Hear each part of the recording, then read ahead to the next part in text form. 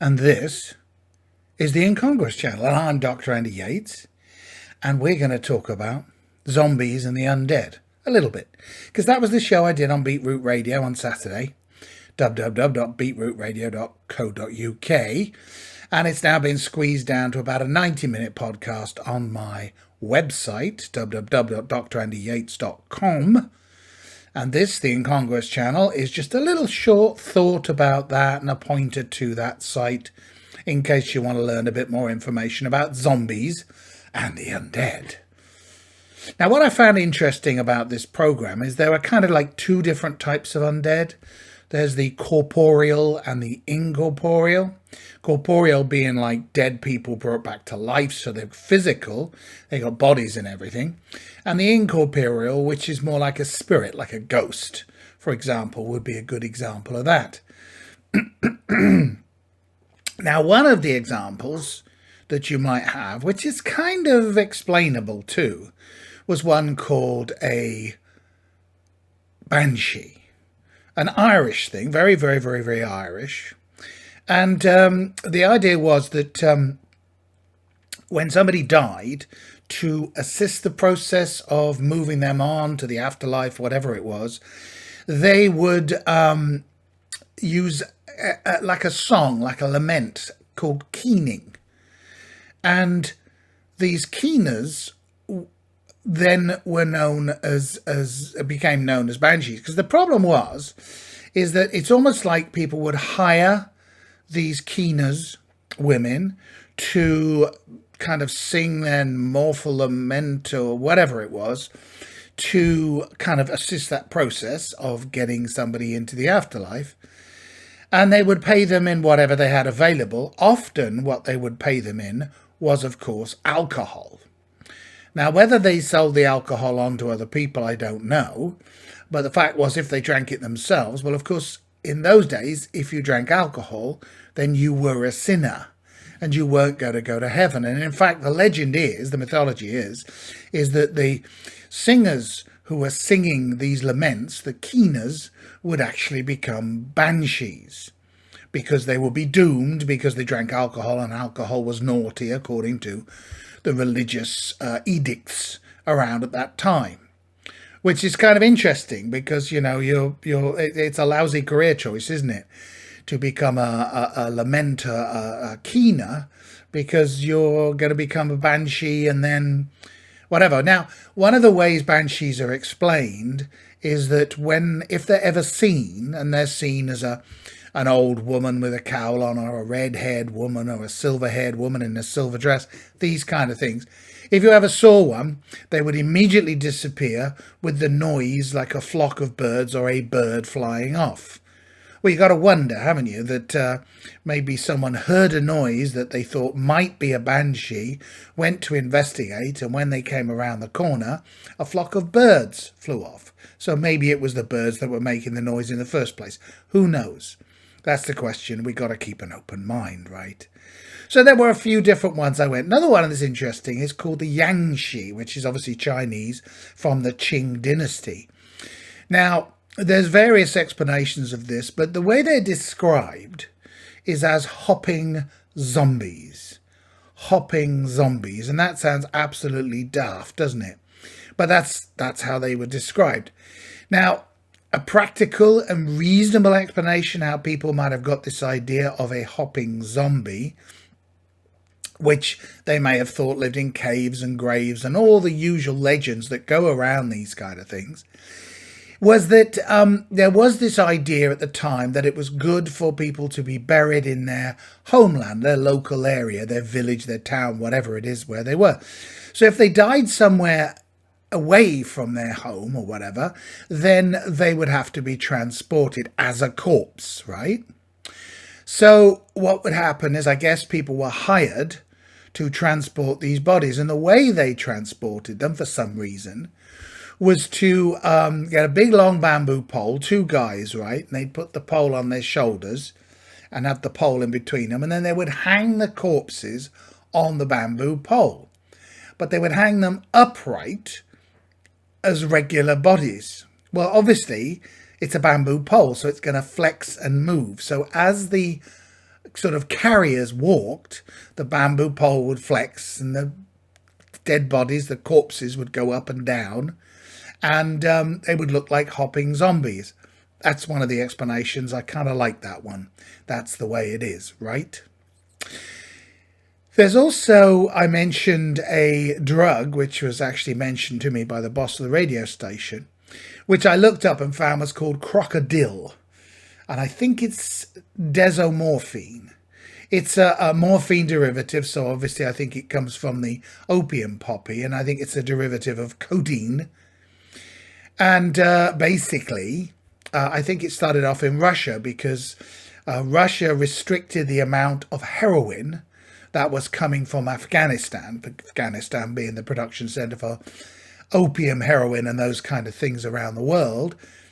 And so, of course, the price of heroin went up crazy. So the drug addicts and people like that, and the pushers and the dealers and so on, were looking for a cheaper version. And they discovered this Crocodile, desomorphine, whatever it was, which had been discovered back in the 1920s, I think, but had been discovered to be, although it had great analgesic properties, in other words, pain relief, it was incredibly addictive. And that's why they took it off the market for other things that they could provide, like morphine. All right. So consequently, it became very popular. Unfortunately, it was easy to make. Codeine was easy to get hold of, I guess. I don't know. I'm not in this business. But and then they could mix it with other products that you find in the kitchen, phosphorus for matches, hydrochloric acid, I guess, car battery acid, different stuff like paint thinner. Well, you can imagine. And then there's no hygiene, and then people are injecting this. And the reason it was called Crocodile, I believe, is that around the site, the injection sites, the skin would turn green and scaly, like a crocodile. It's very horrible, but it's also very sad that people end up in that situation. So anyway, that was Crocodile. And the idea was, of course, because it was not as strong, or at least the high didn't last as long as something like heroin. So they'd have to make it and then take it and then make it, take it, make it, take it, and so on. And they'd get in a dreadful mess and they'd die within 2 or 3 years. Awful, awful, awful sad that people could end up in that kind of situation.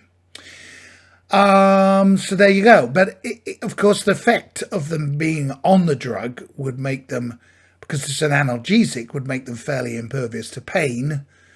And it would affect their nervous system, so they'd move like a zombie. And there's stories of them being shot many times by police and so on, and they don't go down because they don't feel the pain. Until the internal injuries actually stop their heart or something like this, they don't go down. So you get the idea of how they thought this was a zombie drug. And zombies, of course, is a Haitian New Orleans type tradition where they'd use witchcraft of some kind, voodoo, to create a zombie who would then be a slave and be able to do various different things. And of course, it became very popular in movies and books and different things like this, and games, online games, role-playing games, stuff like that. And been very interesting. Now, it's interesting because the CDC, that's the Center of Disease Control, which is part, I think, of the United States Department of Health and something or other, somebody had a bright idea and said, look, how can we make people read our disaster preparedness, our emergency preparedness documents? And so what they did was they put a zombie theme into it. So they sort of said, well, you know, if you were attacked by a horde of zombies or a hurricane, a tornado, a flood or whatever, then this is what you should do. And it's very interesting to read. It's out there online if you want to see it. It's kind of interesting. But it's what the CDC came up with. So ostensibly, it's a plan for what to do if there's a zombie holocaust and how to deal with this. But in actuality, what they're trying to do is teach emergency preparedness. But it's interesting, some of the stuff that's in there. I got my notes right here. And obviously, one of the things they talk about is what you should take with you. So you should take water, food, medications, tools and supplies, sanitary and hygiene, clothing and bedding, and important documents, which would be the government, wouldn't it? Because they want to keep track of you. They want you registered and all this kind of thing. One thing they don't mention is guns. And this is the United States of America. Of course they're going to have guns. And when you've seen the movies, they use shotguns to blow zombies' heads off and stuff like this. So there's going to be guns everywhere. And in the event of such a terrible thing as a zombie holocaust, or maybe even some other kind of infectious disease, highly infectious disease, they're going to be shooting everybody. You know, your neighbour has a drunk on that drinks half a bottle of Jack Daniels or something, and then he's staggering around in the garden. You think, oh my God, a zombie! Boom! See you, you're gone. It's like, oh my God, what would be happening? Everybody be shooting everybody else. And so that's the thing. And of course they go through making contacts, find an emergency place to go, stuff like this and so on. But then you've got to kind of wonder, what are they going to do about it? Because this is the CDC, they've got the power of the government and all this kind of thing. And what's interesting is they sort of say, well, first of all, we'll carry out an investigation. So, right, imagine the situation on the streets. You've got zombies running around, eating people. Let's say it's happened in New York, somewhere that's really crowded, so the contagion would spread really fast. And you've got lots of buildings in which they could be hidden or lurking or whatever like this. It'd be an almost impossible task because they talk about quarantine and taking people and looking after people who've contracted the disease and so on. You're not going to do that with the zombie. You're not going to do that with the zombie. Zombie, shotgun, boom, blow their head off. That's what you're going to do. They also don't mention that one of the things they would do is, of course, they would activate the National Guard and the military. And the military would be there to look after the government and the important people and maybe rich areas of town and whatever like this. And they would be shooting anything. They wouldn't be messing about with, oh, let's take it into quarantine and see if we can make it better. No, they're not going to do that. Now, the CDC might honestly be trying to do this in their secret labs somewhere. But another question you've got to ask, because I don't know about you, but I don't trust governments. I just don't.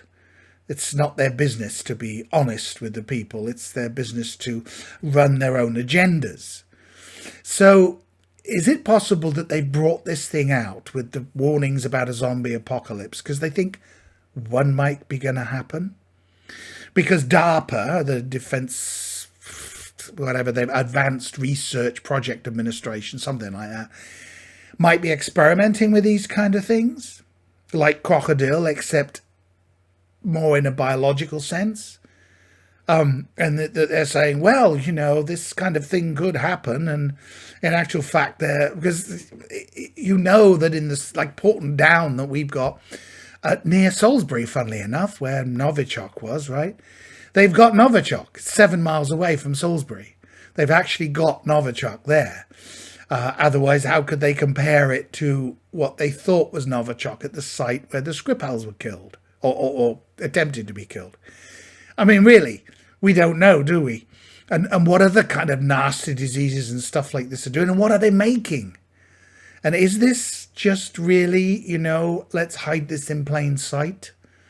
Let's make it all fun and all this kind of thing. But in actual fact, we think that there's a possibility that a deadly plague could be released or something in the future.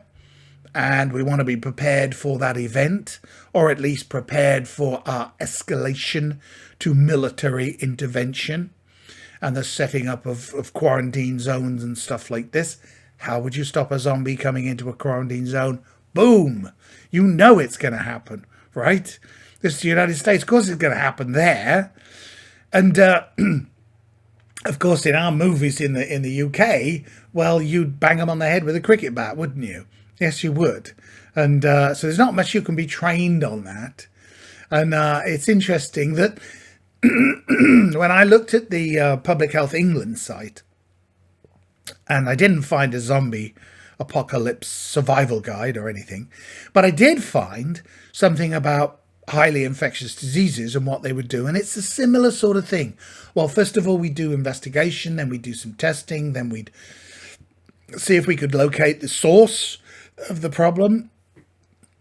If it's spreading all over the country, if people are stealing boats from the coast just trying to get away, and of course they wouldn't be very welcome in other countries, would they?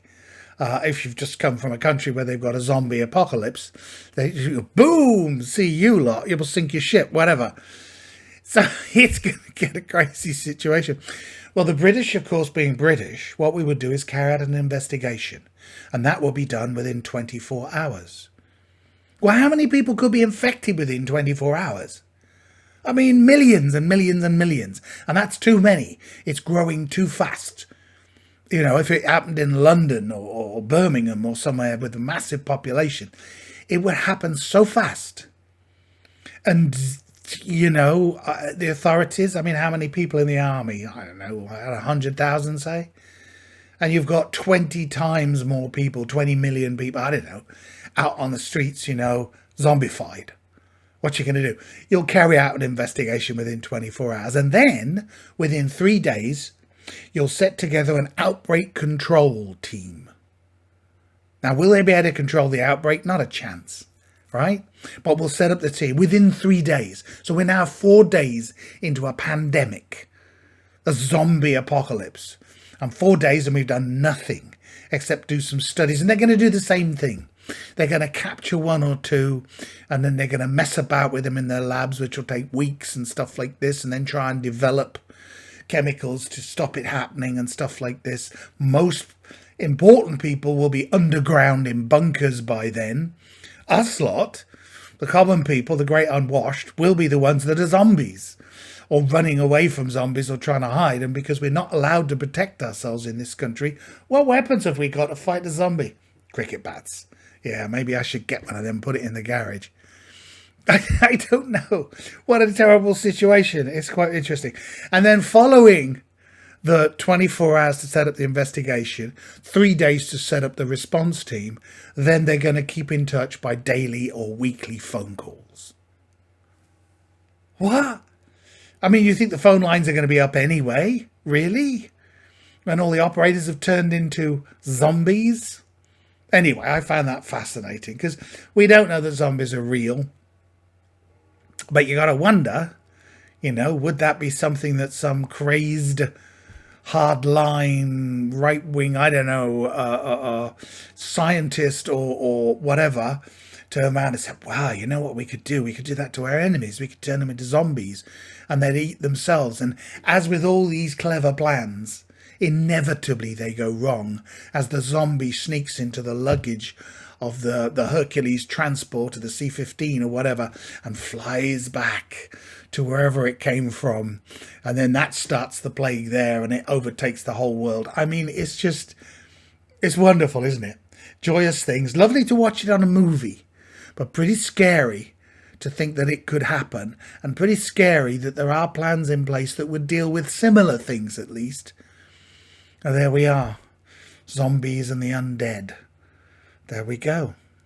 So anyway, this is Dr. Andy Yates. This is the Incongruous channel. Don't forget, if you've enjoyed this, like, share and subscribe. Thank you. And of course, please take care.